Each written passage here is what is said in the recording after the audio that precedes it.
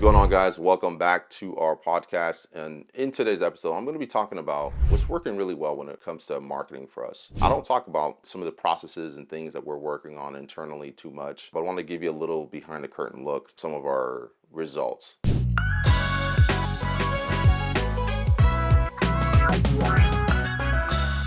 So we've been working on developing this product and getting it to market for some time now. Right? We launched it in March and we did a small beta as far as March goes. It was a very small beta with some of the people within my network knew about it. Maybe we got like 8 people to sign up for that beta. All right. And we did the beta just to do a proof of concept. And then we launched ads in April to start generating leads and start generating some interest. And we didn't make any sales in April whatsoever. And the main challenge was we still hadn't finalized our offer. We still hadn't finalized our target market, and we hadn't fully fleshed out like acquisition system that we need for this business. Now, because this is a very different business model, I had to learn a different way to market the business, right? How do I communicate about the business? How do I showcase and highlight the things? What are the needs of the prospective client? And what are the hooks that I need to use in the marketing? So start in April, start figuring those things out. And with a service-based business, or honestly, even any businesses I'm starting to learn now, demonstrating goes a long way in marketing. Being able to demonstrate all the different ways that you can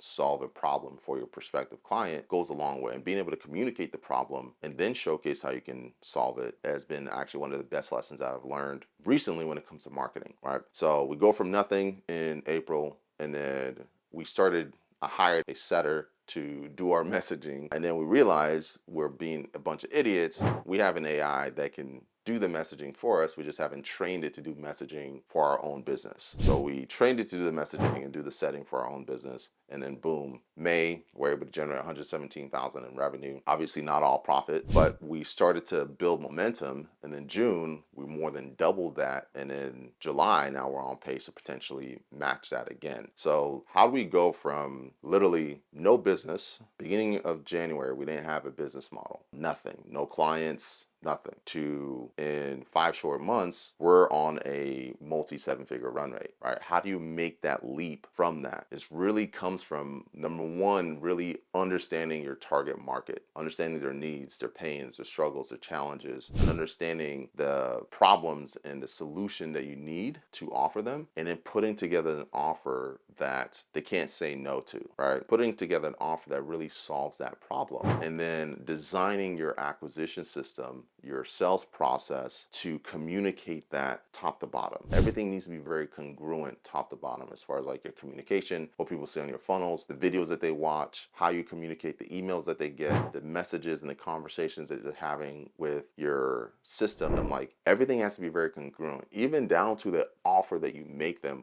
on a sales call. All of those things need to be congruent top to bottom, right? And the better you can get those things dialed in, right? You find an offer, you craft an offer that's really good. Read the $100 million offer book. It's a really good book. You craft the offer, and then you can start generating leads to the offer.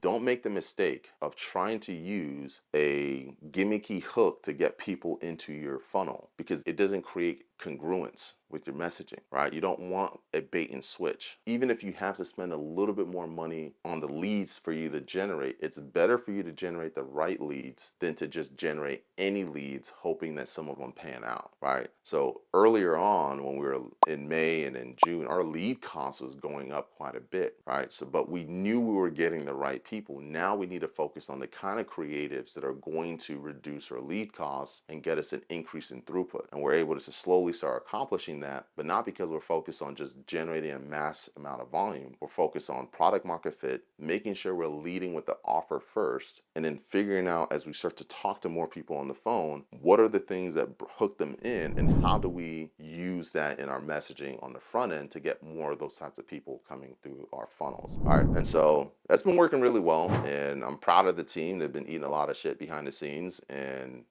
working long hours and putting the work behind the scenes, but just because we have a mission that we're working towards that everyone really believes in. And it's just a matter of doing the boring work and actually putting your head down and working on gathering data, analyzing it, and then setting your actions and setting your intentions based on what the numbers tell you. All right. So hope you find it helpful. That's what's working for us. That's kind of like our thought process as we're continuing to grow and build the business. Found it helpful? Like, comment, and share. I can make more videos like this and just kind of give you a little bit behind the scenes curtain on what we're doing, what's working, and then catch you in the next one.